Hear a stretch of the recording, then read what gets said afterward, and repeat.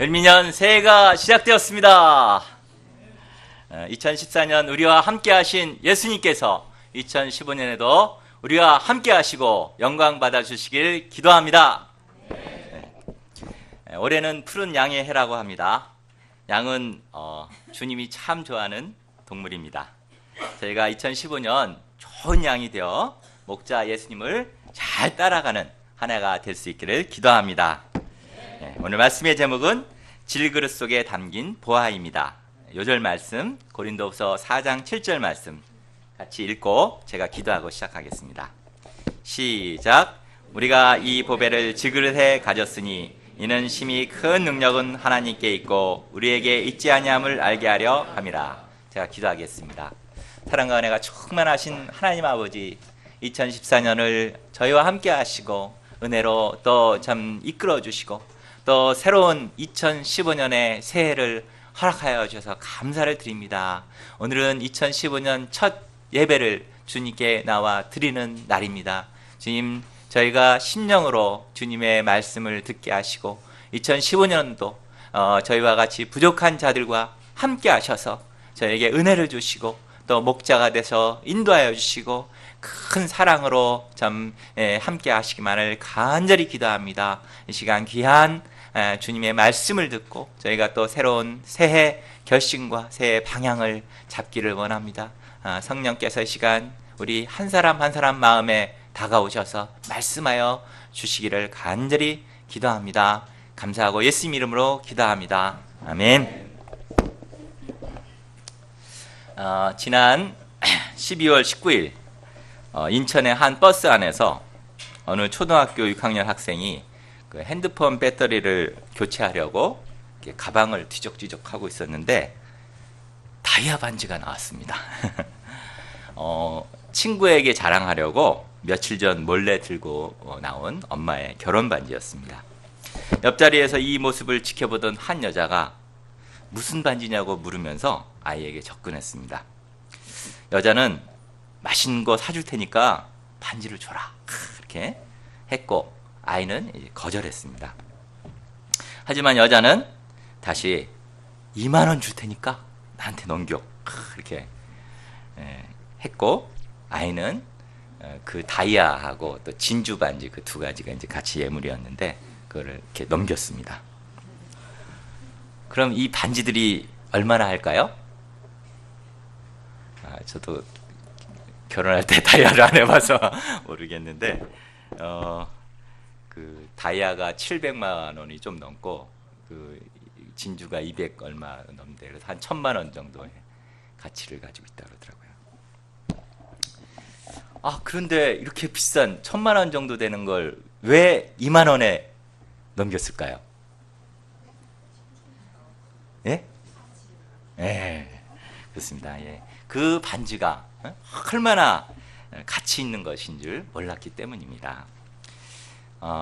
우리들은 그런 일이 없습니까? 우리 안에 정말 귀한 보석이 숨어 있는데 그것의 가치도 모르고 그냥 하찮게 여기고 썩히고 있지는 않습니까? 새해 저희 안에 이게 있습니다. 저희 안에 있는 이 보물을 발견하고 그것들을 가치 있게 사용하는 귀한 인생 살 수 있기를 기도합니다. 1절을 보십시오. 다 같이 1절 말씀 같이 읽어보시겠습니다. 시작. 그러므로 우리가 이 직분을 받아 긍휼하심을 입은 대로 낙심하지 아니하고. 바울은 다메섹으로 가던 중에 부활하신 예수님을 만났습니다. 예수님은 긍휼의 사랑으로 그의 모든 죄를 용서하여 주셨습니다. 뿐만 아니라 그에게 새 언약의 일꾼으로 직분을 주셨습니다. 바울은 바리새인으로서 이 직분이 얼마나 영광스러운 것인지 잘 알고 있었습니다. 또 고린도후서 3장 6절에서부터 11절을 보면 바울은 이 직분이 의의 직분이요 살리는 영의 직분으로서 너무 영광스럽고 자랑스럽다라고 말하고 있습니다. 현대어 성경에서 이 직분을 풀이해 놓은 거 보면 복음을 전하는 이 아름다운 일이라고 이렇게 번역하고 있습니다. 그렇다면 새 언약의 일꾼으로 부름받은 이 직분은 정말 이처럼 아름답고 영광스러운 직분입니까? 여러분도 그렇게 생각하십니까? 네. 정말요? 그럼 이 직분을 한번 세상 직분과 한번 비교해 보겠습니다. 세상에서는 의사라는 직분도 있고 대학 교수의 직분도 있고 대통령의 직분도 있고 은행원의 직분도 있고 대사의 직분도 있고 교사의 직분도 있고 회사원의 직분도 있고 청소부의 직분도 있고 사장의 직분도 있습니다.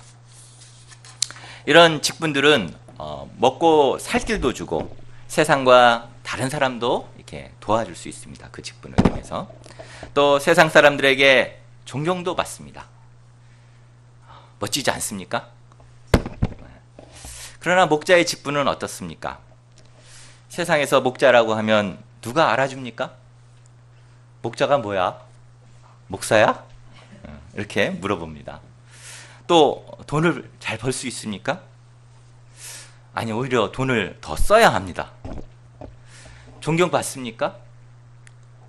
물론 변화된 양들이나 목자님들에게는 존경을 받을 수 있지만 세상 사람들은 무시합니다.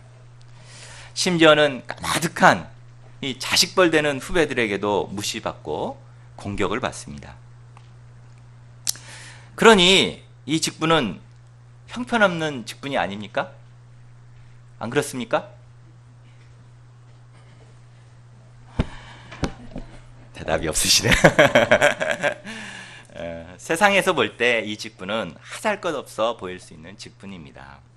그러나 하나님 보실 때 이 직분은 세상 그 어떤 직분보다 귀한 직분입니다. 물론 세상 직분도 훌륭합니다. 그러나 세상의 직분만으로는 우리는 사람을 진정으로 도울 수 없습니다. 세상 직분은 자기 하나 잘 먹고 잘 살고 더 높은 자리에 오르다가 죽을 수밖에 없는 허무한 직분입니다. 사장, 회장이 되고 교장이 되고 대통령이 되어 사람들에게 영광을 받지만 은퇴해 보십시오. 진짜 돈이라도 좀 있으면 괜찮은데 돈 없으면 누구 하나 쳐다도 보지 않습니다.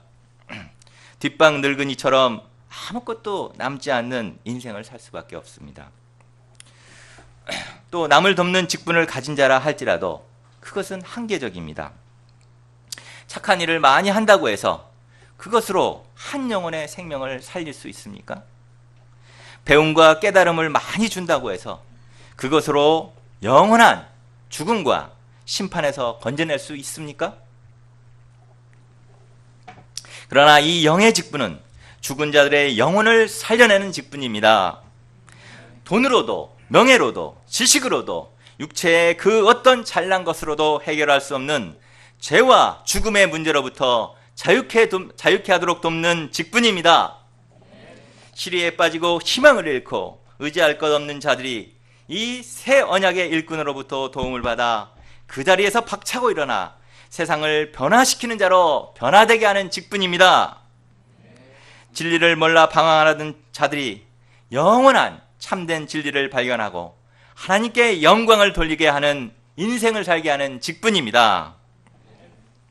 우리가 바로 그 죄와 어둠과 죽음과 슬픔과 허무와 운명의 세로부터 고통받다가 이 새 언약의 일꾼들의 도움을 받아 새 빛을 얻고 변화된 산 증인들입니다. 주님은 이 직분을 우리에게 맡기시며 내 주변과 캠퍼스와 세계에 나가 이 복음을 전파하라고 사명을 주셨습니다. 그러므로 이 직분은 하나님 보시기에 가장 아름답고 가장 귀하고 가장 놀라운 직분인 것입니다. 맞습니까? 아멘. 그러나 우리가 이 직분을 감당하는 것은 쉬운 일이 아닙니다. 왜냐하면 이 일이 사탄과의 치열한 전투를 벌여야 하는 직분이기 때문입니다. 수술 현장에서 피가 튀어오르듯이 영적인 이 전투의 현장에서도 수많은 사단의 공격이 우리를 기다리고 있습니다. 1절 하반절을 보면 낙심하지 아니하고 라는 말이 나옵니다. 사실 바울은 사탄의 공격으로 낙심할 많은 문제를 안고 있었습니다. 지금 편지를 쓰고 있는 고린도 교회는 그가 두 번째 선교 여행을 하던 중 개척한 교회였습니다. 고린도라는 지역은 BC 29년 이후 아가야 지역의 수도로서 부유하고 화려하고 타락한 항구 도시였습니다. 그 도시의 모습처럼 고린도 교회 또한 많은 문제들을 안고 있었습니다. 그들은 아볼라파니, 게바파니, 바울파니 하면서 파당을 지었습니다. 교회 내의 다툼을 세상 법정에 끌고 가 다투었습니다. 성적으로 아주 심각한 죄 문제가 있었습니다. 또한 방언이나 예언 등의 은사 문제, 가난한 자와 부자의 애찬 문제가 있었습니다. 또 영지주의 이단들이 교회에 파고 들어와 그들을 복음에서 떼어내려고 하고 있었습니다. 정말 고린도 교회는 꼬린내도 나는 교회였습니다. 이에 바울은 이들을 바른 길로 인도하고 돌이키고자 고린도 전서를 썼습니다. 그러나 그들은 이 편지를 받고 회개하지 않았습니다. 회개하기는커녕 오히려 책망하고 회개하도록 하는 바울에 대해 반발하고 목자 바울을 공격하였습니다. 그들은 고린도를 두 번이나 방문하려고 했지만 계획이 틀어져 가지 못한 바울을 보고 그는 일관성이 없다 이렇게 비난하였습니다. 또한 그는 추천서를 받지 못했다. 그의 복음은 명료하지 못하다. 그는 그리스도에게서 속하지 않았다. 그는 떨어져 있을 때만 담대하다. 그는 말재간이 없다. 심지어는 다른 사도보다 못하다. 이런 등등의 말로 그를 끊임없이 공격해 왔습니다.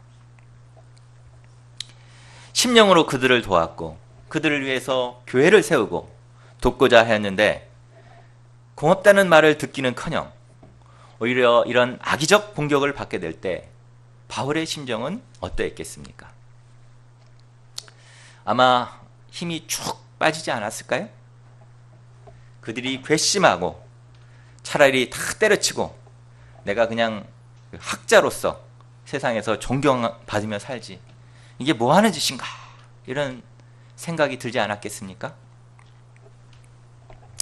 우리도 복음을 전하는 이 직분을 감당하고자 할 때 이 정도는 아니지만 실망스럽고 낙담될 때가 많이 있습니다.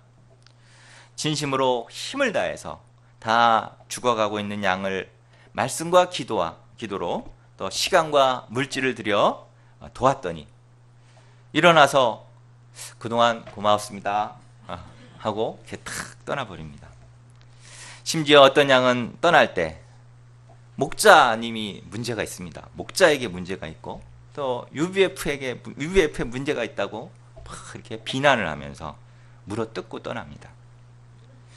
또 겸손하게 섬겼더니 가득한 후배들, 자식 같은 양들에게 무시당하기도 합니다. 이럴 때 우리는 이 목자의 직분이 뭔가, 내가 왜 이런 무시를 받으면서 이렇게 무슨 돈 받고 하는 것도 아닌데 다 때려쳐야 되지 않은가, 이렇게 할 때가 있지 않으세요? 제가 가끔 있어서 있으셨죠? 그럼 때려쳐야 될까요? 우리는 그때 바울과 같이 이 직분이 끊임없이 사탄의 공격을 받는 일이라는 것을 알고 낙심하지 말아야 할 것입니다. 원래 그런 것입니다. 목자라는 것은 원래 그런 겁니다. 양들한테 또 사단의 공격이 계속해서 있는 것입니다. 또한 이렇게 예수님을 배워나갈 수 있는 이 직분이 얼마나 아름다운 직분인가 다시 한번 기억해야 할 것입니다. 바울은 2절에서 그가 얼마나 순수하게 이들을 도와왔는가에 대해 말하고 있습니다. 그는 이들을 도우며 이들을 통해 자기의 유익을 구하는 부끄러운 일을 하지 않았습니다. 속임으로 행하지 아니하였고 하나님 말씀에 여러 가지 인간적인 철학이나 인기 있는 것을 가미하며 어지럽히지도 않았습니다. 그는 오직 진리만을 그들에게 전하였고 하나님 앞과 각 사람의 양심 앞에 대해서 스스로 추천할 수 있을 정도로 떳떳하였습니다. 3, 4절을 보십시오. 우리는 이렇게 순수하고 진실되게 떳떳하게 진리만을 전하였으니 사람들이 다 받아들일 것이다 라고 착각하기 쉽습니다.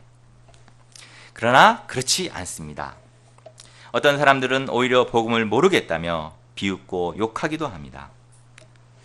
그때 우리는 혹시 내가 잘못된 것이 아닌가, 혹은 복음이 잘못된 것은 아닌가 이렇게 생각할 수도 있습니다.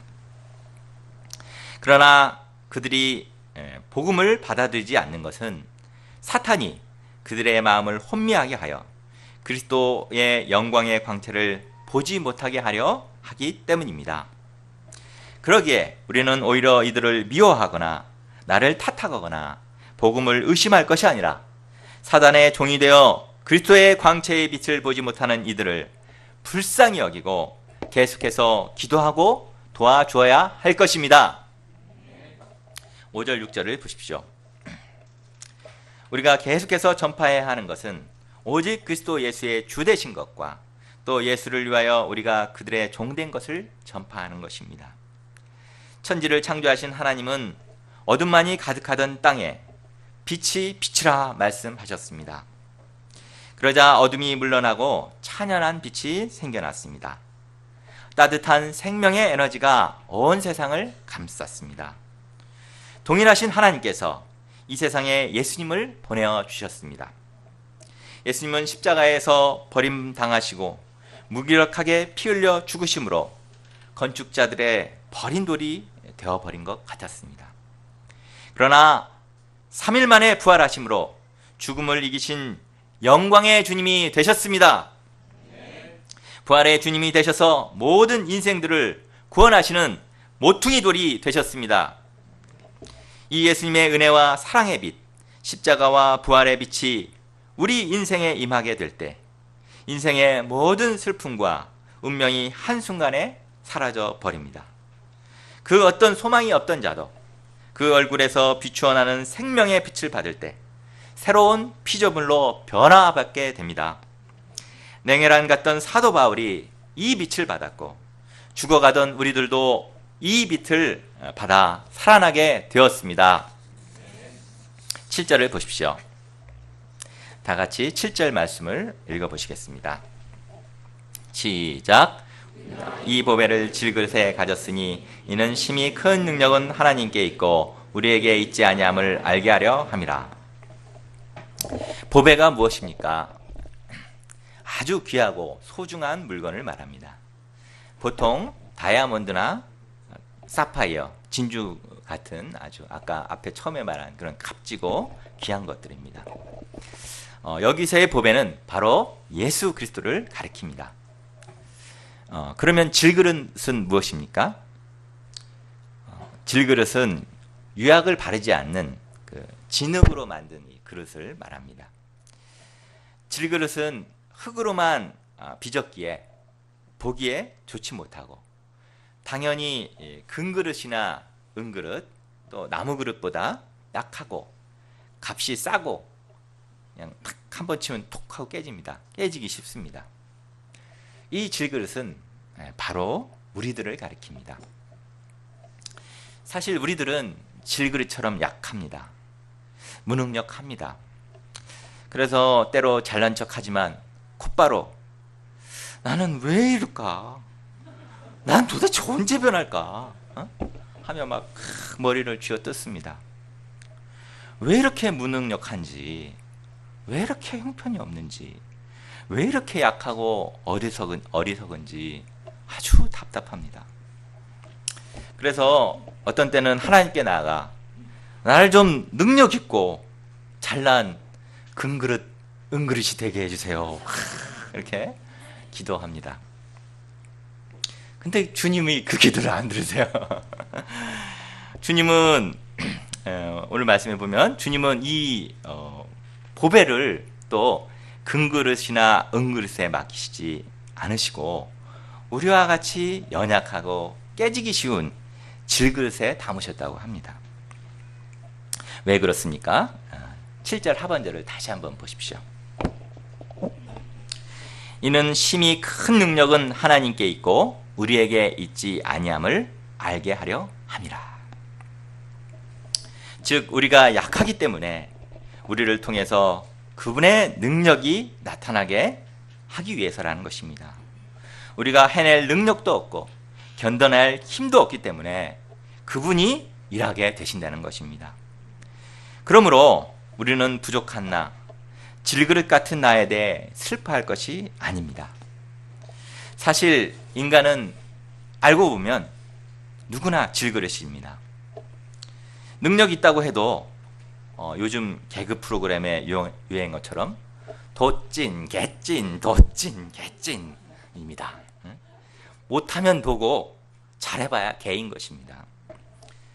잘났다고 큰 소리 치다가 어느 항공사의 오너 딸분은 지금 감옥에 가 계십니다. 잘났다고 으스대다가 하나님이 병이나 사고나 문제로 푹 이렇게 치시면 아무것도 아니게 됩니다. 심지어 그렇게 강하다고 큰 소리 쳐도 손가락에 이 가시 하나만 박혀 보십시오. 아우 막 죽으려고 하죠. 이거 가시 하나 때문에. 응? 응?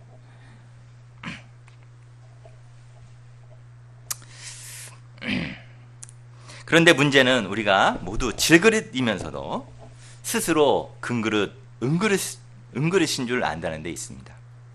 그래서 무엇이든 자기가 막 살아나서 다 하려고 합니다. 그러나 내가 살아나서 하려고 할 때 예수님께서 일하실 수가 없습니다. 자녀를 도울 때 부모가 앞장서서 막 일을 해보십시오. 자녀는 아무것도 안 하고 뒤에서 이렇게 뒷짐지고 탁 있습니다. 저희 어머니는 아주 굉장히 활발하신 분이세요. 제가 근데 막내였습니다. 막내. 아주 막 40이 넘어서 난 막내. 그러니까 얼마나 이뻤겠습니까? 그래서 당신께서 막 모든 일을 다 하셨어요. 집에 형들은 다 나가고 이제 엄마하고 둘이 사는데도. 그래서 심지어 고등학교 때도 이렇게 그 못 박을 일이 있었거든요. 보통 남자가 하잖아요. 근데 이제 제가 이렇게 하려고 하면 우리 어머님 뺐습니다. 뺐고, 너 가서 공부해. 하시는 거예요. 그러니까 저는 아주 편안했죠. 그러나 아무 일도 제대로 배울 수가 없었습니다. 소극적이 되고 뒤로 빠지고 무능해졌습니다. 모세가 애굽의 왕자였을 때 그는 왕자였기 때문에 자기가 금그릇 이렇게 금그릇인 줄 알았습니다. 그래서 그는 자기가 앞서서 뭔가를 팍 하고자 했습니다. 그러나 그랬을 때 그는 동족을 구원하기는커녕 살인자가 되어 광야로 도망가야 했습니다. 그러나 40년 광야 연단으로 자기 스스로 질그릇 같은 존재임을 깨달았을 때 그는 하나님만 의지하고 이스라엘을 구원하는 자가 되었습니다. 그러므로 우리는 내가 금그릇이 아니고 강하지 못한 것으로 애통해야 할 필요가 없습니다. 오히려 내가 약함으로 그리스도의 능력이 나를 통해 드러나는 것으로 인해 기뻐해야 합니다. 내가 못났으므로, 내가 연약함으로, 내가 가난함으로, 내가 권세가 없으므로, 내가 무능력함으로 우리는 기뻐해야 합니다. 그러나 이것만 기뻐하고 있다면 우리는 분명 미친 사람일 것입니다. 우리가 약한데 왜 기뻐할 수 있습니까? 응? 나 약해, 좋아, 너무 좋아 이러면 저거 간 거 아니야? 이렇게 할 거 아닙니까?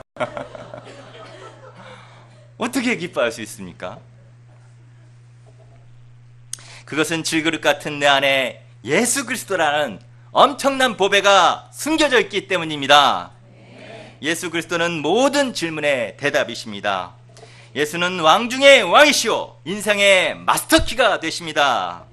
생명의 빛이시오, 능력이시오, 창조주 하나님이 되십니다. 우리 안에 보배 되신 이 예수님이 있습니다. 부자가 왜 부자입니까? 그가 많은 돈을 가지고 있어서입니다. 학자가 왜 학자입니까? 그가 그 방면에 많은 지식을 가지고 있기 때문입니다. 연예인이 왜 연예인입니까? 연애를 잘해서입니까? 미모나 연기력을 가지고 있기 때문입니다. 기술자가 왜 기술자입니까? 그가 기술을 가지고 있기 때문입니다. 그러면 우리가 왜 크리스찬입니까? 왜 크리스찬입니까? 예, 맞습니다. 우리 안에 예수 그리스도가 있기 때문입니다. 이 보배는 세상의 어떤 보배보다 뛰어납니다. 이 보배가 있기에 우리는 내게 능력 주시는 자 안에서 내가 모든 것을 할 수 있느니라 고백할 수 있습니다. 내게 이 보배가 있기에 우리는 하나님의 일을 감당할 수 있습니다. 그러므로 중요한 것은 내가 질그리스도라는 데 있는 것이 아닙니다. 내게 보아 되신 예수님이 있다는 것을 알고 그분이 일하시도록 하는 것이 중요한 것입니다. 새앙쥐 한 마리와 코끼리가 함께 한 팀이 되어서 2인 삼각 경기 아시죠? 다리 묶어서 하는, 어떻게 했는지 모르겠지만 2인 삼각 경기를 했습니다. 그래서 이제 헛들 하고 이렇게 가다 보니까 큰 다리를 건너가게 되었습니다. 다리를 중간쯤 건너가고 있는데 그 다리가 막 흔들렸습니다. 다리를 다 건너오고 나서 생쥐가 뒤를 탁 돌아보면서 흥분하여 말했습니다. 와, 우리가 저 큰 다리를 흔들었어. 다리를 흔들었다고. 새앙쥐 자신으로는 꿈도 꿀 수 없는 도저히 불가능한 일이었지만 한 팀으로 코끼리와 우리가 되었을 때 새앙쥐가 다리를 흔들어 놓을 수 있었습니다. 하나님을 위해서 위대한 업적을 남긴 많은 사람들이 연약한 사람들이었습니다. 그러나 그들은 그들 안에 있는 전능하시고 살아계신 그리스도와 한 팀이 되어 그러한 일을 능히 성취할 수 있었습니다. 그렇다면 우리가 어떻게 내 안에 보배 예수님과 한 팀이 되어 예수님을 일하게 하실 수 있습니까? 첫째는 내가 죽어야 합니다. 내가 펄펄 살아있어서는 그분이 도저히 일할 수 없습니다. 내가 앞서 나가려고 하고 해서는 그분이 일하실 수 없습니다. 우리가 자꾸만 내가 앞서고 되지도 못할 일에 그냥 내가 근그리스인 양 착각하여 나서려고 하는 그 나를 먼저 죽여야 할 것입니다. 둘째는 그분이 일하시도록 요청해야 합니다. 어떻게 요청할 수 있습니까? 어떻게 요청할 수 있습니까? 기도로 할 수 있습니다. 기도만이 할 수 있습니다. 마르틴 루터가 말하였습니다. 저는 너무 바쁩니다. 할 일이 너무 많습니다. 그래서 평소에 2시간 기도를 합니다. 더 바쁠 때는 3시간 기도를 합니다. 그는 진정 그 안에 계신 보아 예수님을 발견하고 그분과 연합하여 일할 줄 아는 자였습니다. 지난주 누가 목자님 메시지에서는 하나님께서 일하시는 것은 맹렬한 불 같아서 마치 그 폭격기가 용단 폭격을 하는 것과 같다고 하셨습니다. 맞습니다. 우리가 기도할 때 하나님은 우리의 앞서 나가셔서 막 용단 폭격을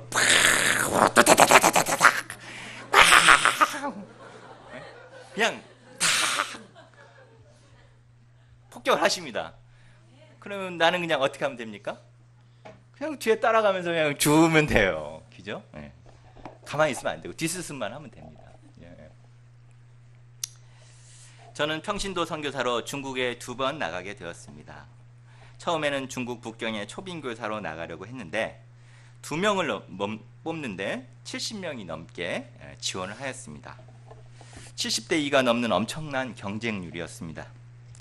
그런데 처음 넣은 서류가 국제 팩스 사용 미숙으로 들어가지 않은 것을 마감 시간이 지난 다음에야 통화를 하면서 알게 되었습니다. 그래서 중국에 있는 실무자와 교장 선생님께 양해를 구했습니다.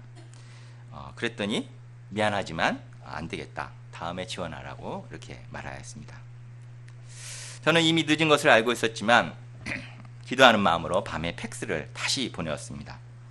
아무 길도 보이지 않고 아무것도 할 수 없었던 저는 목자님들에게 말씀드리고 기도 지원을 받았습니다. 또 여름 수양회 때도 기도 지원을 받았습니다. 그런데 나중에 보니 어떻게 됐을까요? 우리 부부 2명이 선발되어 있었습니다.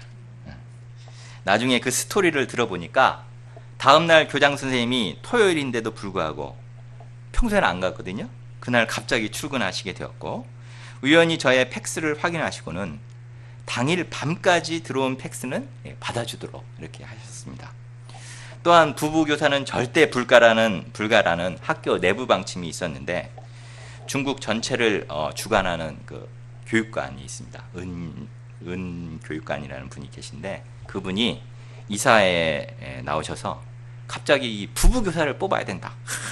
그러면서 막 1시간 동안 장황하게 설교하더니 부부교사를 뽑아라 이렇게 했더라는 겁니다.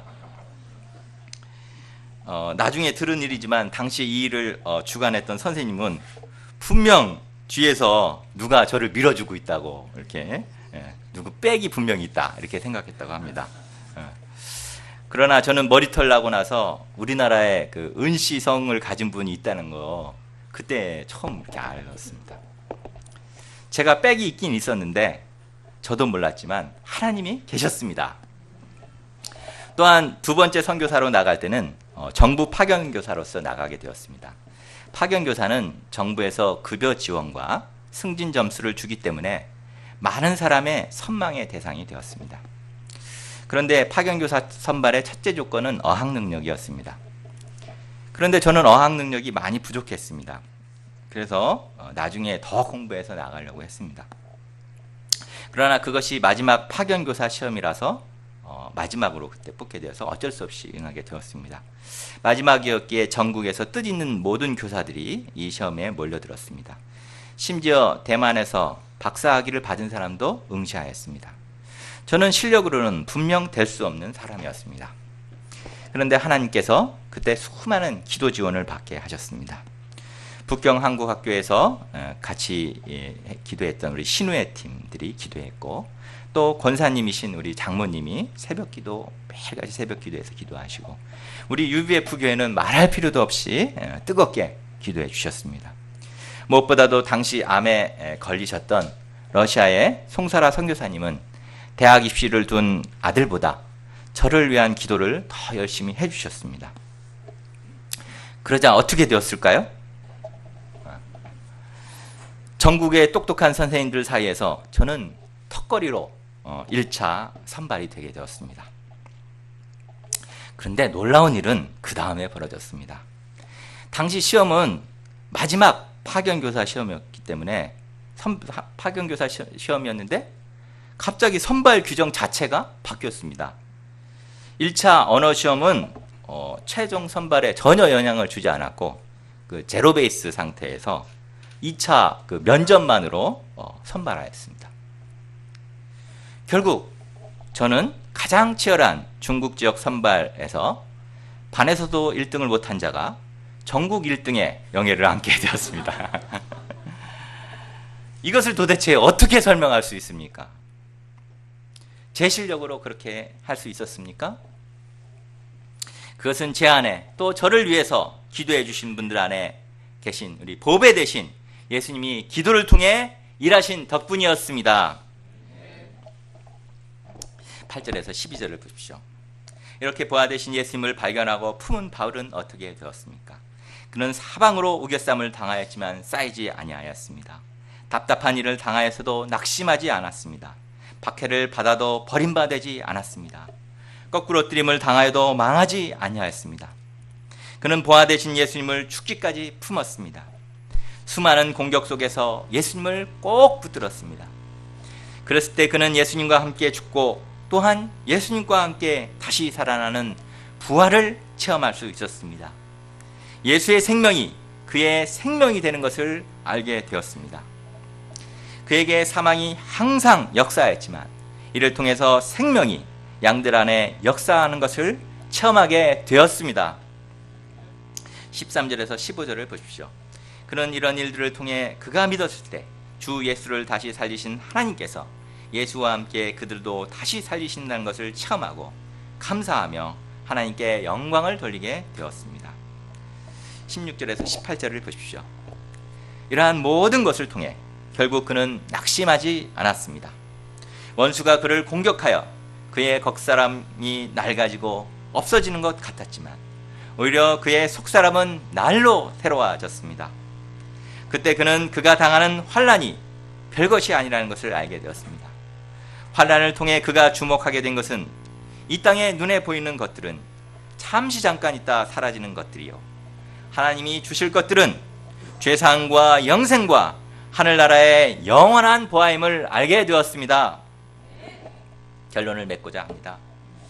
하나님께서는 저희에게 아름다운 복음의 일꾼으로의 직분을 주셨습니다.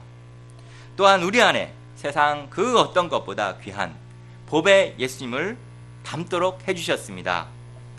저희가 질그릇 같은 나를 의지하지 아니하고 내 안에 계신 복의 예수님을 의지함으로 생명의 열매 풍성히 맺고 승리하는 2015년 양의 해가 될 수 있기를 기도합니다. 제가 기도하고 마치겠습니다. 사랑과 은혜가 충만하신 하나님 아버지, 저희에게 2015년 새해를 허락하여 주셔서 참으로 감사합니다. 무엇보다도 저희와 같이 질그릇 같고 보잘것없는 자들에게 정말 이 참 세상 어떤 것보다도 귀하고 아름다운 보배 되신 예수 그리스도를 허락하여 주셔서 감사합니다. 이제 2015년 저희들이 질그릇 같은 나를 바라볼 것이 아니요, 참 내 안에 계신 이 보배 예수님을 굳게 붙들고 그분과 연합되고 그분께 나아감으로 정말 그분을 체험하고 아는 귀한 2015년이 될 수 있도록 축복하여 주시기를 간절히 기도합니다. 감사합니다. 예수님 이름으로 기도합니다. 아멘.